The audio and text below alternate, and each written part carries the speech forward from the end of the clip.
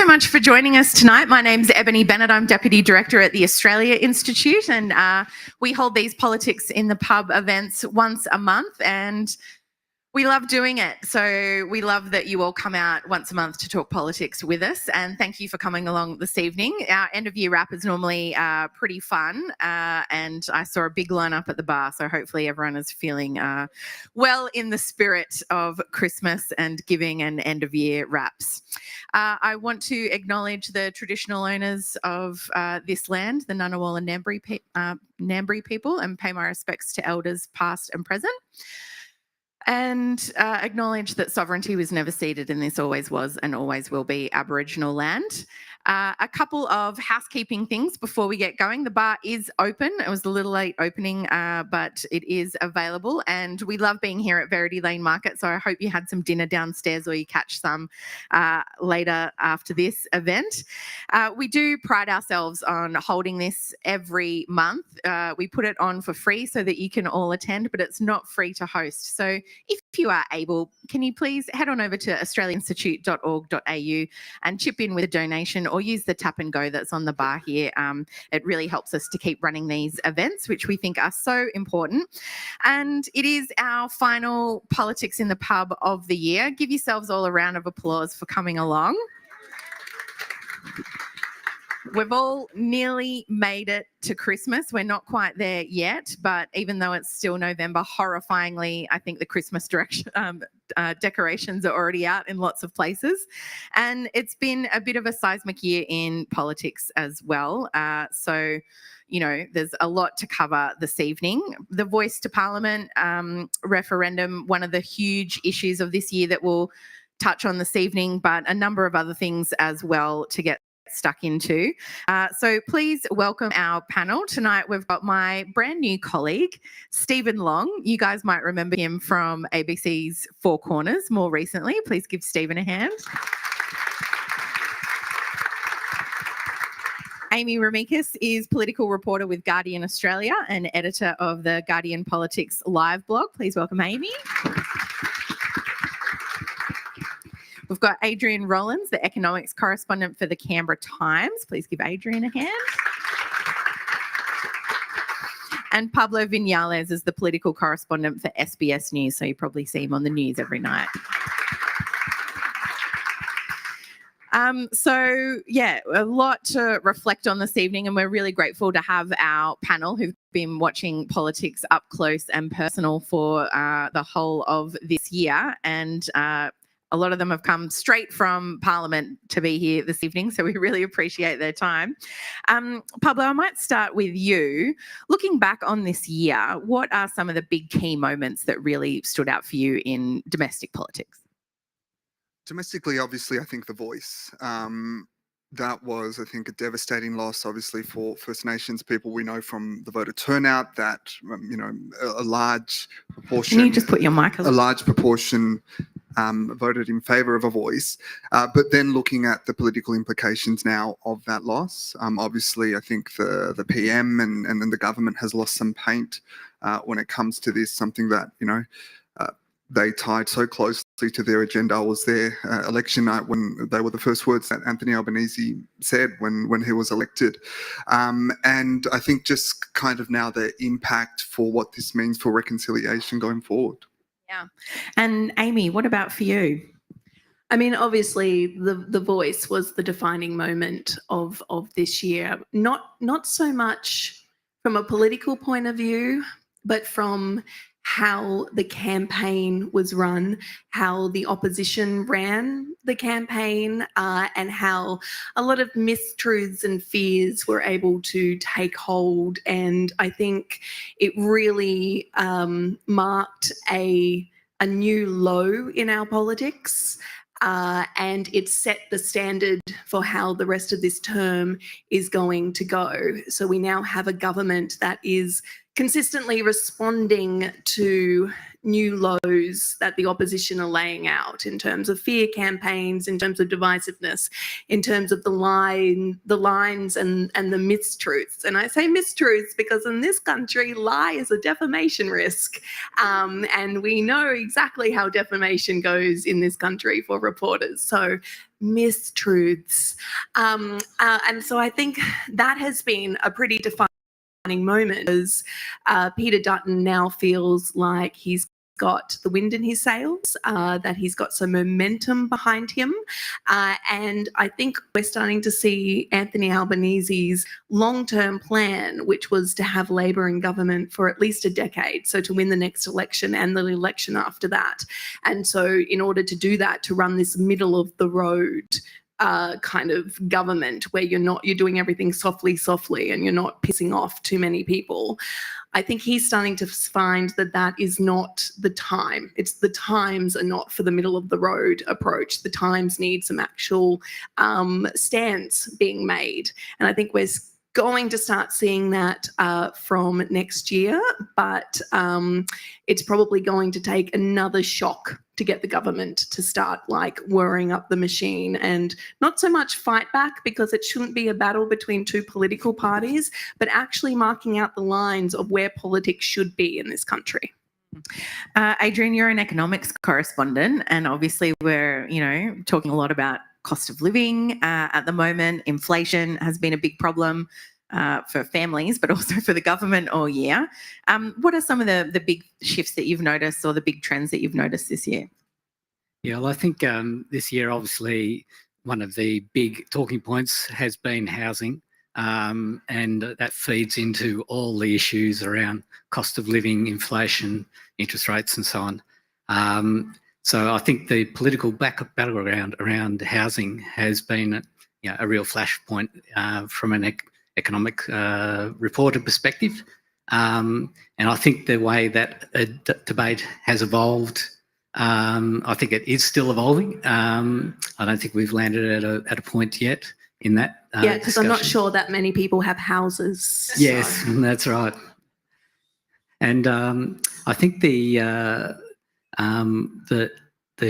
government's approach, the idea of this 30,000 house future fund, I doubt whether that's going to be the political solution for them. I just can't see that getting the traction amongst voters and amongst people who are renting and want to move into a house, people who want stable housing, people who have a house but can't afford to pay their rent, mortgage. I don't know that their policies so far are going to crack that nut for them. Yeah, and the Greens are definitely aiming to, I think, use that electorally. They've really harnessed, I think, the cohort of renters in the community in a way that we've probably not seen much before in Parliament. Stephen, you were very recently a journalist, not necessarily working in the gallery, but obviously reporting a lot on a lot of important political issues. What stands out to you from this year? I think it is the rise of Trump-style disinformation via the Voice referendum, and I think that that's really exposed, and Amy touched on this, a defining feature of what's going to happen in the lead up to the next campaign. Platforming of lies and off-brand terrible disinformation preying on people's fears and insecurities and putting out stuff that's just not true, and that attempt to break down the boundaries between truth and fiction, call fiction truth. And we saw some really sophisticated propaganda from the No campaign linked to the Liberal Party, and I think it's a template for how we will see the coalition campaign in the coming election. That's the number one issue. Obviously the cost of living, which is hurting the government. And the other issue that's less of a defining political issue in terms of who's going to win an election, but I think in policy terms is really important, is the response to climate change, where we've seen one really, really bad policy by the government, which was effectively the adoption of the coalition safeguard mechanism with very small changes and allowing 100% carbon offsets for polluters. And we know that there are serious integrity issues with the carbon offsets, despite a campaign to try to suggest there isn't. So that was bad policy. And then more recently, a pretty good policy to try to advance renewables, a very clever policy which sees the government basically insulate investors from risk, but take the upside, which I don't think really had enough credit. And so they, to me, are the key issues. I don't think that climate change is going to be the feature of the next campaign. It is very much going to be cost of living and trying to work out how to fight the disinformation wars, which throw up as big a challenge for the media as they do for politics. Because I was going to say that what I think Stephen has identified is a big deficit in the press gallery. And I mean, I know this is ironic given I'm a member of it, but I'm not a huge fan of the press gallery or of press gallery journalism in terms of us being housed in the same building and being housed in Canberra. I think that can come with a lot of problems. Particularly now in this day and age. And I think one of the issues is that we have seen newsrooms chip away at rounds reporting, we've seen newsrooms chip away at resources, and we've seen people start to just react. And journalists are excellent at giving the perception of expertise, but there's not really a huge amount of expertise when you peel back in the press gallery. There are reporters like my boss, Catherine Murphy, who has been covering energy policy in this country for over 2 decades, who can understand, you know, what the safeguards mechanism is and isn't, and what the capacity legislation is and isn't.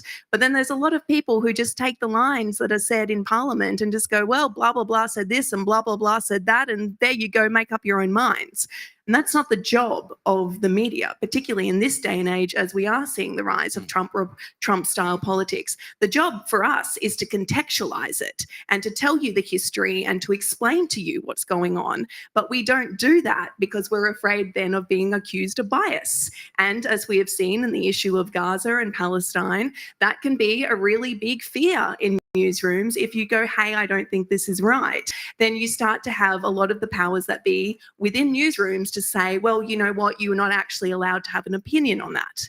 You are allowed to have an opinion because you're a human being, and there's not a single objective journalist in the gallery or in the media at wide, because we are humans and we come to absolutely everything with our own experiences, with our biases. And even if you do a he said, they said, she said story, you're still choosing the language, you're still choosing, you know, who you interview for it, you're still choosing what quotes that you elevate for it.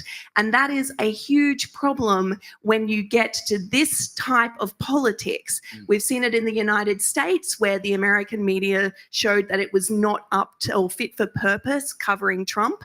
And we're seeing it in Australia, where during the Voice campaign, where we were not fit for purpose in covering that. And unless we actually get our act together and work out how to do this in a way that is fair, in a way that serves our audiences, and in a way that gets people the truth that they can then decide what to do with, we are going to be pretty much obsolete. Can I, yeah, very good.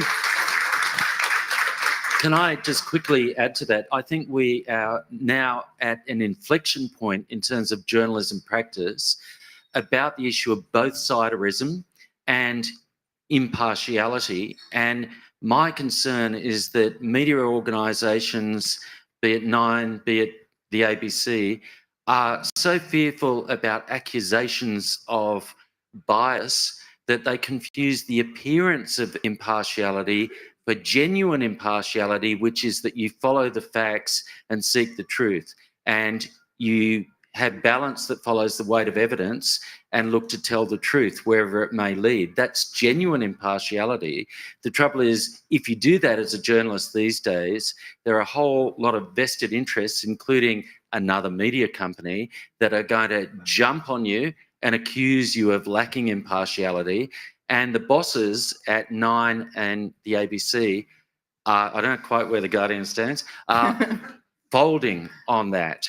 They're folding on that and saying we must uphold the appearance of impartiality rather than genuinely doing our jobs of truth telling. Could I just jump in there? Just one aspect of particularly what Amy was talking about is resourcing. To me, that is a huge issue in journalism. I don't want this to become a screed about journalism per se, but I think there is a lack of resourcing, and I think that comes down to ownership of media organisations and what the motivations of the owners. Their their investment in journalism per se and the job that journalism is meant to be doing. And I feel that is lacking in a I suppose, a conversation about the media's role and coverage as well.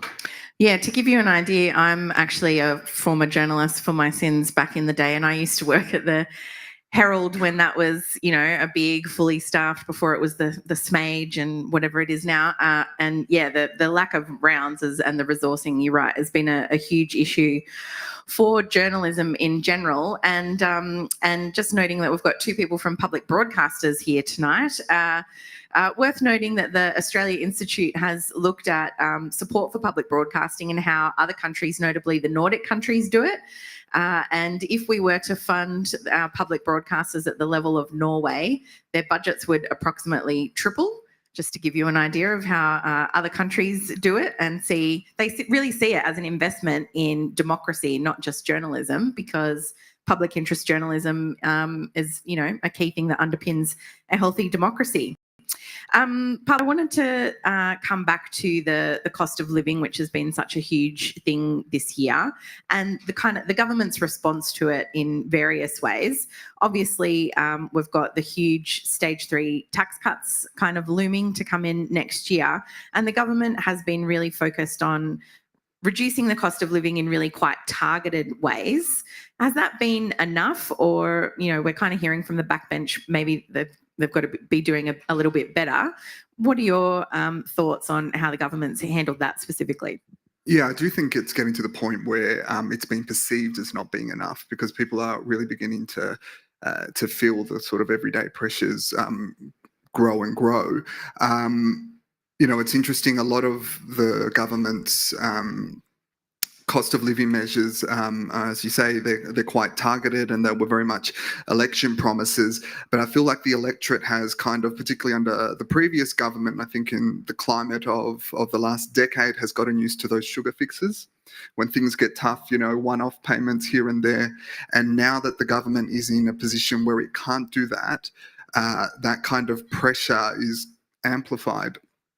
And I think we are starting to see Labor really be tested on this. I think a lot of MPs now are kind of starting to get nervous. The last news poll showed that. I think it is really starting to bite in terms of the electorate beginning to really sort of, I think, turn a little bit on the government around this.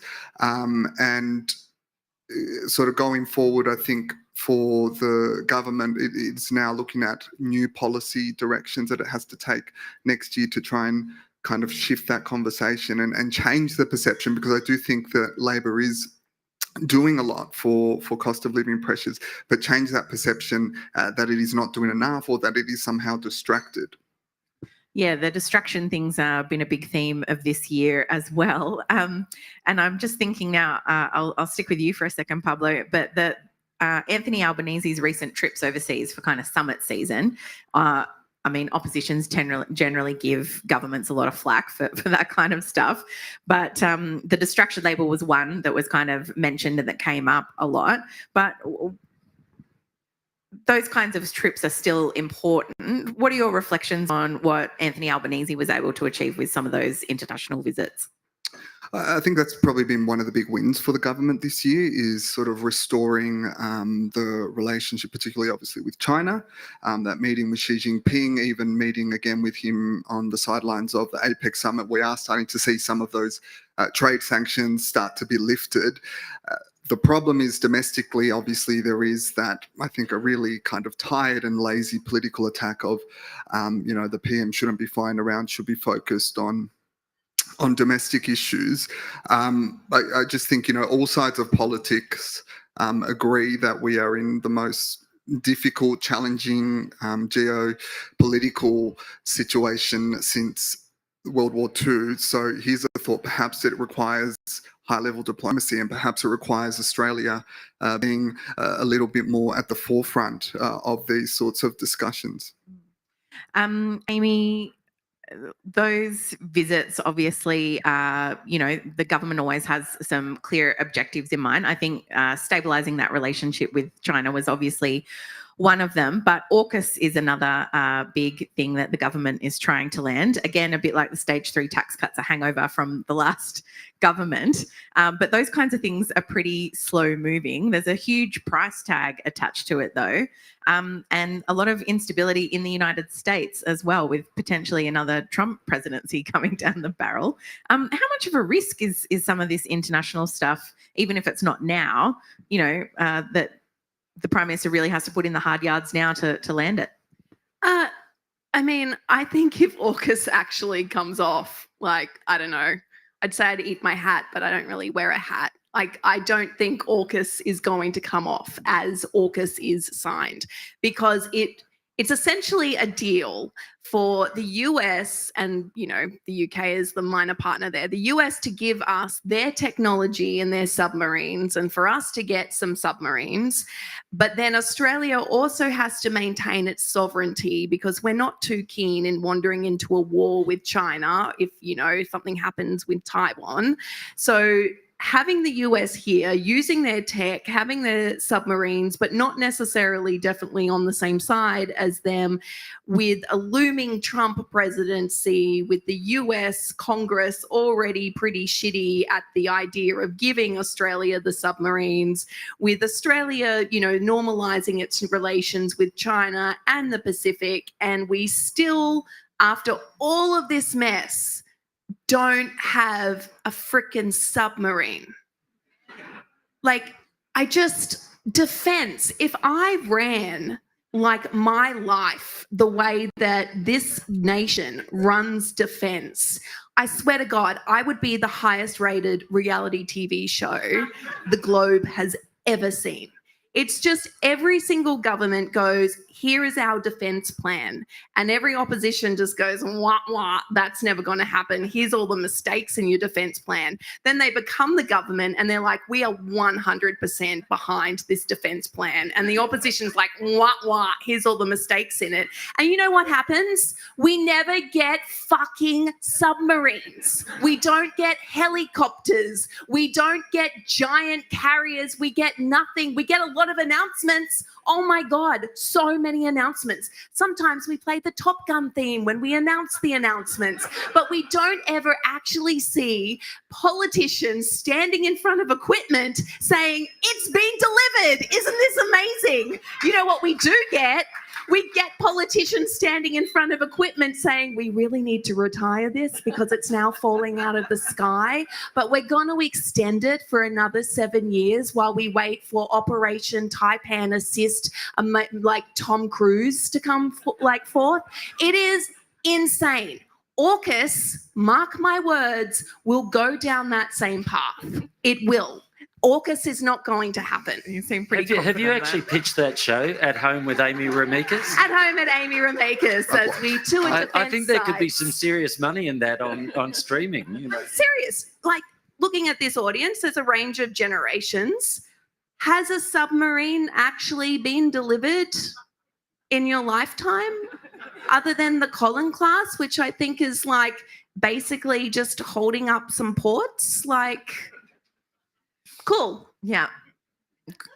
Accurate Hope we assessment, don't go to a war, because wouldn't it be awful if the geopolitical situation was absolutely fucked right now, because we might need some of that defense equipment. Yeah, luckily things are so stable everywhere at the moment. It's so lucky that the UN is doing its job and we don't have any problems anywhere. We're going to come back to that in a second. But Stephen, I know you've done a lot of work. I'm just thinking of COP coming up. I'm not sure when it kicks off in the next couple of days.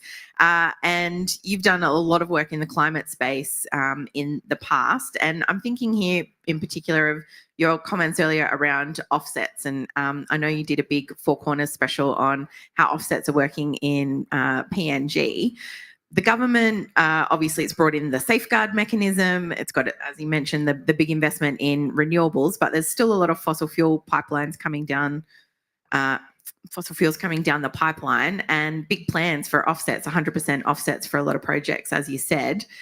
How does that pan out when we look at Australia's climate policies internationally and how they operate internationally when it comes to when it comes to climate change? That's a very broad question.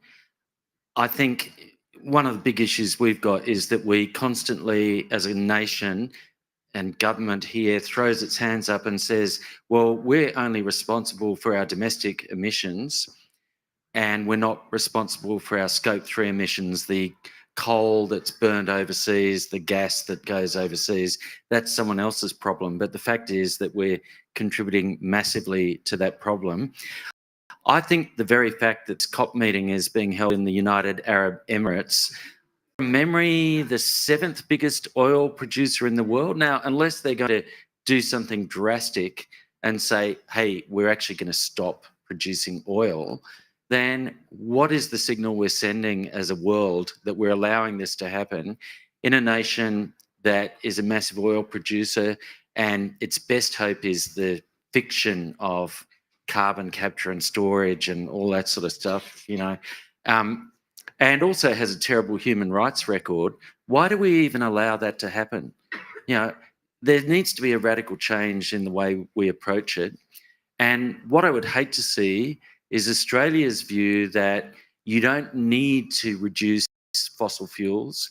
You can expand fossil fuels being given any support on the international stage because it's a myth. All the work from the UN, from the climate scientists, even the International Energy Agency, which used to be a slavage supporter of fossil fuels, the whole gamut is saying we have to stop opening new coal mines and producing more gas if there's going to be any hope of saving the world from catastrophic climate change. And yet we're still going ahead. If that gets any support, Australia should really be a pariah on the world stage. We'll see what happens. We so rarely are. I don't think anyone thinks of us as the petro state that we actually are. Adrian, I wanted to ask you, there's been a couple of vacancies and changeovers in a couple of big institutions. I'm thinking of the RBA, who is responsible for all the angry letters I get from my bank every month. Well, I'm angry when I open them. They're not angry at me yet, fortunately. And a new head of the Productivity Commission. There's been a few changes at the top, but any changes in how those institutions are running things? There's changes in the way the institutions themselves run. In terms of what they actually do affecting our lives, so far the signals from the RBA are very much steady as she goes. Michelle Bullock, who's the new governor, has very much taken up the inflation fighting baton from Philip Lowe. And almost is running like she hard spent with it. her entire career under Philip Lowe and just following along Who that would have pattern. thought? Yeah. So there's no particular change on that front. The possibly more interesting changeover in some ways is in the Productivity Commission with the appointment of Danielle Wood to head that. That has the potential to elevate the Productivity Commission to something like it used to be in its old guise as the Industry Assistance Commission, and before that the Tariff Board, when it actually promoted and advanced discussion and public debate about tackling tariffs when the whole protectionism story was very ugly and entrenched across the world, including in Australia. And it was a long, hard struggle. You're talking about decades of work to sort of chip away at the edifice of protectionism and why this is actually not in the country's interests. It's not in people's interests. It's in a narrow handful of people's interests. And just chip away at that. Something similar for the Productivity Commission, if they do stand by the idea that this is an independent organisation, has the potential to lead similar sorts of discussions. I personally think there needs to be a proper reckoning on the tax reform, but I don't know that's where they're going to take it initially. But yeah, that's a big one. We're going to go to questions from the audience soon. So if you can start putting your thinking caps on, I'd appreciate it. We've got a microphone down the front here where you can come and ask questions of our panel. And my plea to you is that it is a question, please, that you ask and not a speech. Much appreciated. But I feel like we can't move on before we touch on some of the big conflicts that we've seen this year internationally, and some of them playing out in very, very big ways for journalism, a bit like we were talking before about the influence of disinformation. So obviously the 7th of October terrorist attacks in Israel, and then Israel's subsequent war on Gaza, the huge humanitarian crisis that we're seeing unfold there, and still no resolution to the war in Ukraine either. There's really not much hope in either of these spheres at the moment. But Pablo, I mean, how much has this influenced what's on the political agenda in Australia at the moment, and the kind of political response that we've seen to it so far? I think a lot more than the government anticipated. And we've seen the sort of rhetoric since October 7 kind of shift. Penny Wong walking this very, very fine line between, condemning the Hamas attack, but also calling for restraint. And initially, when she said that, we saw the kind of uproar from the opposition, particularly Susan Ley, who interestingly was Friends of Palestine, and we're looking over some of her speeches and was co-founder, there you go, and has done a complete 180 on that one. You may find in her register of interest that she took a recent trip to Israel, sponsored by the lobby. Okay, we'll look into that. But I think domestically, as hard as we've seen the coalition come, I guess, in support of its very much pro-Israel stance, I think there is a challenge politically that we're not necessarily seeing at the moment for the coalition in terms of the Arab community in Australia, because we are seeing how hurt both sides of the conflict really are, and they are a massive part of the electorate. And I just, when I've seen this sort of play out over the last few weeks, I just wonder how much of a factor that will be coming up to the next election. Yeah, because we've seen a lot more Labor MPs who come from electorates with larger Arab populations, with much more nuanced messaging around that, really talking about the civilian death toll, the idea of collective punishment and things like that. But Amy, I did want to ask you about the implications for journalism as well, because we've seen a lot of controversy over who gets to report on this, what constitutes impartiality, and I think a little bit the same as we were talking about that challenge for journalism with disinformation and misinformation.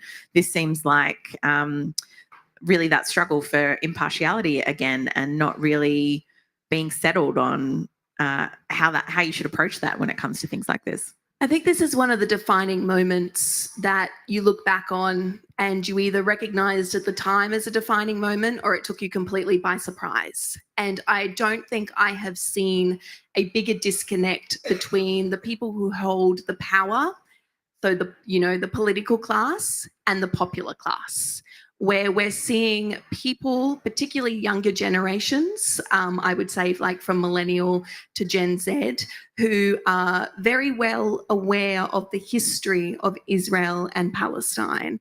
And while everyone absolutely condemns what happened in October 7, it is a fact that this did not start on October 7, that the history of what has been happening in Palestine goes back 78 years before October 7. And that is a dangerous thing to say at the moment. That fact is a very dangerous thing to say. And the reason that it's a dangerous thing to say is because we have seen over the decades this conflation between people criticizing a nation state, and there is no nation state in this world that is above criticism. There is not a single country that is above criticism in this country, in this world. But we have seen a conflation between criticism of Zionism and Israel as a nation state and anti-Semitism. And that has continued over and over the decades. It was before October 7, this was an issue, and it's been an absolute flashpoint since October 7, where anyone who wants to talk about the Palestine story, anyone wants to talk about what happens in Gaza, anyone who wants to talk about what happens in the West Bank or any of the occupied Palestine territory, which, you know, under this government is what we officially call Palestine now. It is the occupied Palestinian territory. That is what one of the things that Labor moved before all October 7 happened. And that was on the advice of DFAT. It wasn't a Labor ideological move. It was at the advice of DFAT because of the way things have been moving. All of this has become very, very fraught to the point now where you have editors, people in power, a lot of the establishment journalists who have gone on sponsored trips to Israel to learn about Israel and Palestine. I understand that you do learn about the occupied Palestinian territories when you've been on one of these trips. I have not been on one and would not go on one. That their coverage of what is happening, that's fine. That's the establishment. That's normal. Shari Markson can say anything that she wants on Sky News, and that is acceptable. Anyone who has signed a petition or wants to sign a petition or has expressed support for Palestine, they obviously cannot be objective when it comes to coverage. That is what our newsrooms have told us. But the big thing is that journalists have pushed back. I think that the letter from the Media, Entertainment and Arts Alliance, endorsed by more than 100 journalists, go and have a read of it. It is one of the best crafted interventions I've seen that is genuinely supporting good journalism and challenging the authority of media companies that have assumed that they can get away with what is actually a biased coverage. And we haven't seen anything like this in decades. It's a very, very significant move. It is, but what we've seen is the leadership at the 9 newspapers say any journalist who has signed that cannot cover or report on anything that is happening in regards to the conflict. And the ABC's news director say, don't do it. It may lead to questions about your impartiality. Well, exactly. But there's no questions on the other side, is what I'm saying. There's no questions for reporters who have been on these trips. And that is why I'm saying it is a flashpoint in media, because I think that our audiences expect more from us. Our audience expect us to actually declare declare you've signed it. That is public. Declare that you've been on the trips. Our audience want to know where our experiences have led us to. And the idea that you can have newsrooms just clamp down on one side while not acknowledging that maybe somebody who has been on a trip sponsored by an Israeli lobby might be biased in the other direction, that's fine. I think we're seeing a real shaking of that status quo, and it's beyond time that happened, because the way that we've done things always isn't necessarily the best way. I mean, one of the reasons you see journalists push back so much against, social media or Twitter or rage against it or, whatever, is because they're receiving instant feedback on their reports for the first time in their careers. And it's kind of shaken them a little. And I think news companies are starting to see instant feedback on these sorts of unilateral decisions. So this is a seismic time for the media industry. It is a time where we work out how we move forward, how we deal with journalism in the modern age, which is accepting that reporters are going to have opinions, but that doesn't necessarily mean that they can't report on something. It just means that their audience needs to know that where those opinions are coming from, because that's who we serve.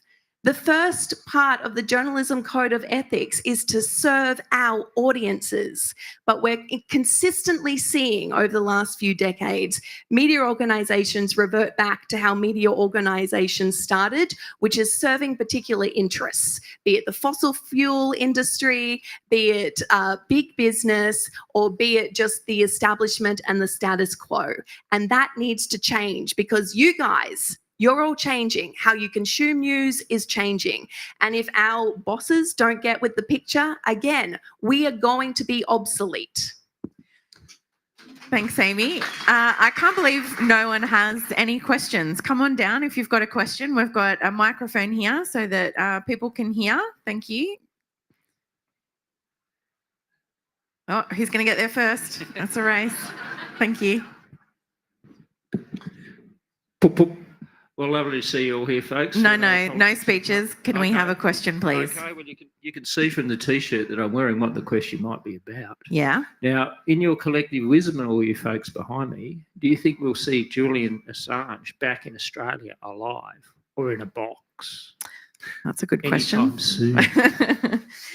Who wants to take that one first? We are seeing a pretty big shift in the parliament across the political divide. So we recently had a delegation of politicians from the Teal crossbench, from the Nationals, from the government, from the Liberal Party, who went and spoke to people in the US. And then we saw a letter in response to from politicians across the political divide. So you had people from the Squad, so like AOC, signing up with hardcore Republicans to say we need to drop this prosecution. It has been one of the big issues that Anthony Albanese has been speaking to Joe Biden about, both, you know, within the official bilaterals and also under private channels. We both now have the Liberal Party under Peter Dutton and Anthony Albanese as the Prime Minister saying that this has gone on for long enough and it needs to come to a close. All indications are that every single diplomatic channel is being pushed when it comes to this. It is going to come down to US politics, but it does seem like there is a shift there as well. I think that if we're going to hear news, it has to be in the next couple of months. And if we don't hear about it then it's not going to be great news. Yeah, I totally agree. I think the political momentum is as good as it's ever going to be in terms of the sort of across the divide support. And yeah, I think if it's not going to happen now or anytime soon, I kind of worry if it is going to happen. Next question.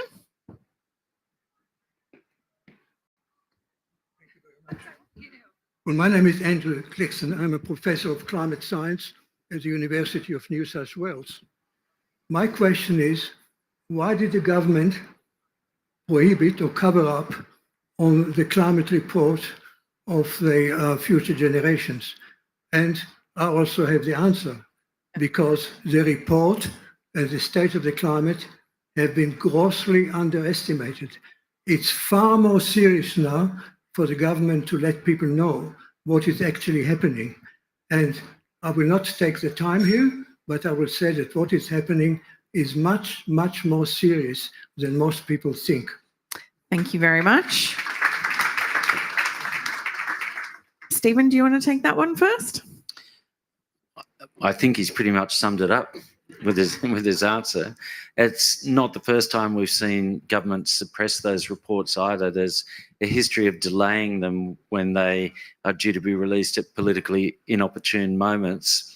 And we consistently see Australia, even on the most optimistic estimates, failing to meet the challenge it set itself for reducing greenhouse gas emissions. And I agree, it's dire. It's a real worry that it's not recognised just how dire it is and how urgent it is that we take action. I think you could also point to the Tuvalu Agreement, where we've agreed to accept citizens in the event of a climate emergency, ahead of a climate emergency, that even while the National Security Report is not public, I think we can all pretty much imagine what it's saying. And I would just say, I think it'll be interesting to watch the space in the Pacific, whether more deals like this are going to happen, because the concern from PIF countries is, existential. Yeah, and Australia is suppressing pushback in the Pacific. That is clear. If you look at the communique from the last Pacific Leaders Forum, it was essentially watered down to give an out clause for Australia. It went from looking at a fossil fuel-free Pacific to allowing for individual circumstances of particular entities and yada, yada. Whole lot of weasel words. Next question. I know budget's a really big thing for journalists as well as politicians. So I'm really interested to hear what you guys think are going to be the big issues for the coming budget in next year. Sure. Look, I mean, I think it'd be very odd if they didn't tackle the whole issues around the cost of living as probably the centrepiece of the budget. What form exactly that takes. I mean, it's all the signals are from the government that they're not interested in big handouts because they know that that's can exacerbate the inflation problem. So, but they will, I think, have to come to the table with something from the budget that goes to that space. Yeah. Yeah, cost of living will be the central feature, I think, of all of next year going up to the next election. Ebony, you touched on the point about renters. Obviously, the Greens, I think, are running a very sophisticated and disciplined campaign. But it was interesting, Allegra Spender this week in Question Time actually also asked a question about from an electorate of Wentworth, which obviously is quite an affluent electorate. But I think it just goes to show how big of a cohort of the electorate this is. And renters are going to be, I think, something that the government really does need to focus on electorally. Well, we're one third. We're 1/3 of the population. We are. And yeah, as you pointed out, there's still probably a lot of renters in a suburb like Wentworth. And it's we've all seen across One of the Australia. highest proportions in the and country. we've seen recent reports showing that it's actually cheaper to pay off a mortgage than to rent in a lot of cities. And with, Canberra, if you rent in Canberra, you would know exactly what the Canberra rental experience is like and how much extra that you are paying for a place that probably doesn't have insulation or, heating or, in a lot of cases, a hot water system that'll last beyond like one hot shower. So these are going to be a huge issue. I would also say that the activity test will most likely be scrapped when it comes to childcare as the government incrementally moves towards its plan to make childcare a universal right in Australia like it does in terms of Medicare. But all of this is going to be very, very, very slowly. And unless the government starts addressing inequality, I think they're going to find themselves in a pretty big shock when it comes to the election campaign. Yeah, and Stephen, today we saw some reports that Labor backbenchers are urging an overhaul of the stage 3 tax cuts. If we want to talk about cost of living and spending, that's a $300 billion odd hit to revenue coming down the pipeline, and most of it going not to people who are really struggling to make ends meet. Do you think they're on the table? I think that if Labor, if Anthony Albanese is willing to get over the fear of being branded as having broken an election promise, there is a political circuit breaker there for the government. The Australia Institute's outlined various ways that you could rejig the tax cuts so benefits went to low and middle income earners rather than overwhelmingly supporting people in the top 2 or 3% of income. And economically, politically, to me, it's a no-brainer. You look at where the people who are hurting most from the cost of living crisis live, and it's renters, and in terms of mortgages, it's people living in the outer suburban areas, regional areas, not in the inner cities where affluent people tend to live. But not many people that, it's not going to lose them many votes in the inner cities because they're either Labor, because predominantly you've got Labor, Green or Teal voters, and the ones who aren't that way are never going to vote Labor anyway, whereas they could win support out where people are really struggling on modest incomes by actually rejigging those tax cuts. It's an obvious political fix, and I don't know, it is only fear that's stopping them doing that. Beyond that, they do have a difficult dilemma because a lot of what you can do to assist people, the traditional handouts, the caucus race from Alice in Wonderland, everybody has won and all shall have prizes, doesn't work in an era of inflation. So it's a harder task. So it's not going to be the easy budget that it was. It's going to take some clever thinking. But the other thing that's become clear is boasting you've got a big budget surplus isn't going to cut much mustard that day either. I'd just say very quickly prediction, and journalists shouldn't make predictions because we're mostly idiots and we don't actually know anything.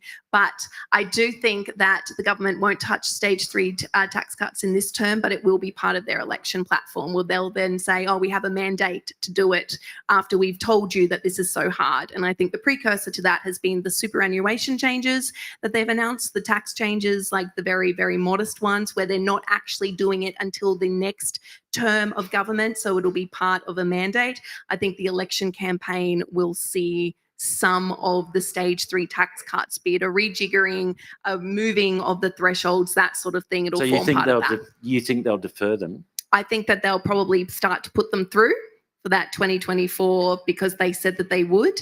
And the Labor usually, when it comes to government, usually inherits really terrible economic times. That has been the history of the Labor Party. They inherit really awful economic times. Then they start getting things back on track, and then everyone's got the shits and have elected the Liberals back, who then ride like the Labor policies, like, you know, for the next 10 years or so. And then everyone just goes, oh, hang on, no, these guys are terrible, and throws them out and puts Labor back in. And then we have another, you know, economic dip. And so I think that's where we're here now. And the circuit breaker that this Labor government are trying to do is to say, we are not going to break promises. We're not like the Labor's governments that you knew of old. We're going to be sensible when it comes to this stuff. But hey, during the election campaign, have you guys noticed the economy? I think that's what you're going to see.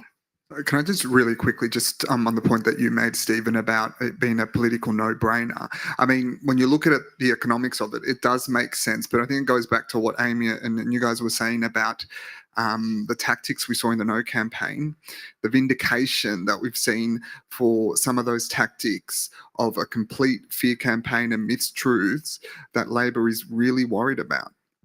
My dad doesn't have anything resembling franking credits. He is on the pension. I help support my father. In 2019, my dad thought that the government was coming for his franking credits. I was like, what is a franking credit, Tete? He's like, I don't know, but they're coming for it. I've been having this recurring dream where Peter Dutton arrives with a wand and waves it and kills all the front bench, the teals and the greens, and Jason Clare's just lying there with a scar on his forehead. Don't know what that's all about. Have you considered therapy? Well, for coming tonight. I'm Craig Andrews from AAPP. My question is regarding the influence of America, and whoever America is, there's a government there, but there's something behind it, as we all know. Our politics and our journalism team seems to toe the line a little bit too much, and people, including the media, seem to be afraid to speak up. You know, including the Assange case, I think Albo should be stamping his feet and banging the table rather than squeaking in Biden's ear. We have Dan Duggan locked up in Lithgow now, just over 400 days. No one's really talking about it beyond, who we could have done this. We're not taking a stand against anything America does. They've been behind every major war in the last century, and we keep following them there. Have you got a And question, sir? the media is not really stepping up to my satisfaction against America. Can you explain, anyone explain why? Just read Noam Chomsky. Australia is a middle power, and most of our media is focused on covering domestic issues. I'm not sure how you would want the Australian media scene to front up against America. And I mean that in all seriousness. Like, what would you expect the Australian media to do, and what impact would you expect that to have? I think the only way that you can address it is what we're seeing happen, is it's the raising of the Assange case, is the raising of the issues around sovereignty when it comes to Orcus, is raising the issues of America's relationship with China and how that impacts us, is raising the issues of Australia's relationship with the Pacific and how that impacts America and how they need to maybe keep a foot out. But I reckon this chap has a point. If you look at Orcus, the coverage overwhelmingly out of the press gallery was almost celebratory when it was announced. Little questioning except for, oh, it's a very big number. And it wasn't until Paul Keating came out and said, no, this is rubbish, that you started to get a little bit of a contest. I think we are overly slavish towards America, that there's a whole class of journalists who've come up in an era where they are non-questioning. My first assignment out of my home city was to go and cover the anti-bases protests against Pine Gap. Pine Gap's being used in the war there now. We don't hear much about, in the war in Gaza now, giving intelligence to Israel. We don't hear much about that. And journalists routinely trot out to ASPI, who are basically a paid-up member of the military-industrial complex, sponsored by Raytheon and a whole lot of armaments companies, and we treat them like they're objective commentators in ways we wouldn't with, you know, an organisation of a different political stripe, shall I say. So I think there is a point. There's a lack of questioning of America. You look at the way we look at China and the way we look at America now. I'm not someone who doesn't say there are legitimate issues to raise about China and the threat it poses and its policies and its human rights. But we treat America like a benign power rather than an imperial power, which has a history of disastrous interventions around the world and war crimes, Iraq. I don't disagree with any of that, but I would also point you to Australia's security laws, of which Labor and the Liberals are about to pass another whole suite, which makes reporting of any type when it comes to security basically a national offence, and also our defamation laws. And we have seen reporters and whistleblowers not receive any sort of backing when it comes to the government of acting in the public interest. And so until, you know, people start to rise up and demand that their politicians start changing the laws, there is going to remain a leash around the Australian media. And our final question, thank you. Coming back to domestic politics, Australia's had a few new premiers in the past year. How well have they performed, and how have they done taking over from the big personalities left by their predecessors? Who wants to tackle that one first? I'm going to dob you in, Pablo. Yeah, Pablo. Look, I think, all right, let's go to New South Wales. I think Chris Minns is showing some teething issues, shall I say. I think Labor hasn't been in government for such a long time. So there are some issues there. I think, for instance, with Dan Andrews, probably a little bit too early to say with Jacinta. How long has she been in? Only a couple of months. Not very long. They only just elected a new member for Dan Andrews' seat. So yeah, it is a pretty hard act to follow, just putting into context the role that they had with COVID. I think it's a little bit tricky to kind of compare it, because I think the politicians, you know, across the country really became personalities of how kind of upfront they were in the public's mind. But I mean, I haven't seen any major disasters just yet. I mean, is that a good measure of good success? I think we're about to see the last COVID premier, Anastasia Palaszczuk. She will lose government in October. Unless there is a massive, massive turnaround in that state, the LNP are going to win in October. That is a sign of the fatigue of governments in their third term, but also I think the fatigue of Anastasia Palaszczuk, who, if you're not a Queenslander, you don't understand just how much she was adored in Queensland even before COVID. And she is exhausted. It's obvious that Palaszczuk is exhausted, and it can't keep being the state's aunt, which is a benevolent role that most people felt that she filled. But I don't necessarily think that there's anything wrong with the end of personality politics when it comes to the premiers. Politicians are not your friends. They certainly shouldn't be your heroes. And so, you know, putting politicians up on a pedestal, and yes, I can totally understand it, because they literally had our lives in their hands during the pandemic, and it was the premiers that literally dragged the Morrison government into things like quarantine, into lockdowns, into getting the vaccines, into actually trying to address the fact that this was a pandemic and it was coming for us. It was the premiers who did that, and they did rule our lives, because, I mean, during that time, those press conferences were the highest rating TV shows on television. And I think it's also part of the reason why, you know, so much of our audience is fed up with us because they know exactly how the sausage is made now and it's not attractive, and you're all a lot more media literate than you might have been before the pandemic because you've watched so many press conferences. But again, politicians should not be your heroes, and I think that when the public did put the state premiers on such a pedestal, it kind of also stops scrutiny, because even when it was fair scrutiny, and absolutely not all of it was, but when it was fair scrutiny and fair questions, people just immediately assumed that it was part of a plot to bring down that particular premier. That is not true. There's a lot of shit that goes on in state politics and it needs more of a spotlight.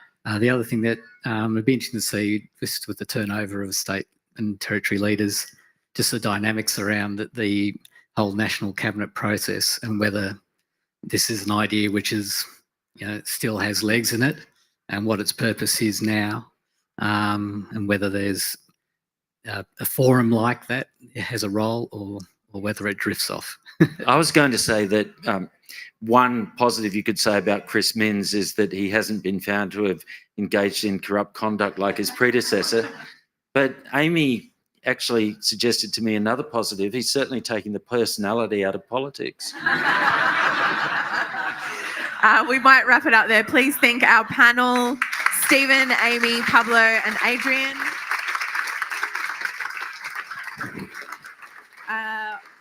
Our thanks to all of you for coming out tonight, and thanks to Verity Lane Market for having us, and to my wonderful colleagues Hayden, Eleanor, Jackie and Lucci for their help tonight, and anyone else who got in to give a hand as well. Make sure you signed up for our newsletter, which comes out fortnightly-ish, including our Judy Horacek cartoon, and we've got a new... Oh, is that someone's? Thank you.